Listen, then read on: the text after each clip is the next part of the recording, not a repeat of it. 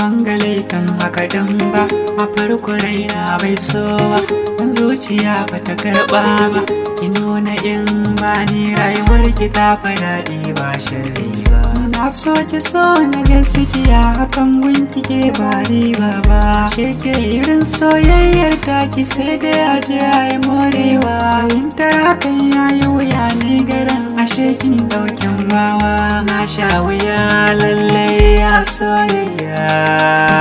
ashe zuciya ta so wace ba ta son ta ni ban aure ba daɗi da ba daɗi soyayyar ta ba mahaɗi ashe sai ta nuna ba za ta yi soyayya da ni ba na yi bincike ko wani laifin na yi ban gano ba ita rayuwar ta ce hakan tuntunin ban aure ba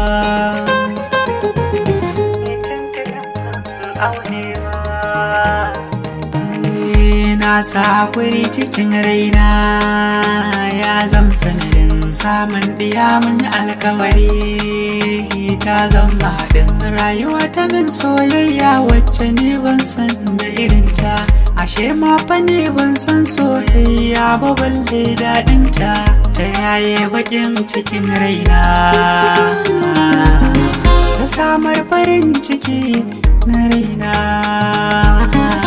asali ne yanzu ya akai ma na sha wahala ashe jarrabawa ce ta so gashi yau na shahara musamman ake kira fushi ba sanadin soyayya na zama tamkar wani jariri silatu soyayya dama dama dama dama dama dama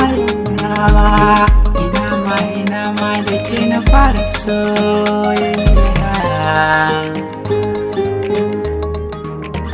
soyayya ku zo na ba ku labarinta halayenta sun inganta kyakkyawa ce gwanata kira ta jarumar mata ni bangare ta faɗin duniya sannan wutar mata tunani na soyayya akan ta bana jayayya ta san ya kamata kullum take sanya rai yayi sanyi inda akwai haƙuri wata rana za mu cimma buri cikin zuciyoyi sai mu yawaita kulla alkairi ina ƙara godewa Allah ya samu gama lafiya ya samu gama lafiya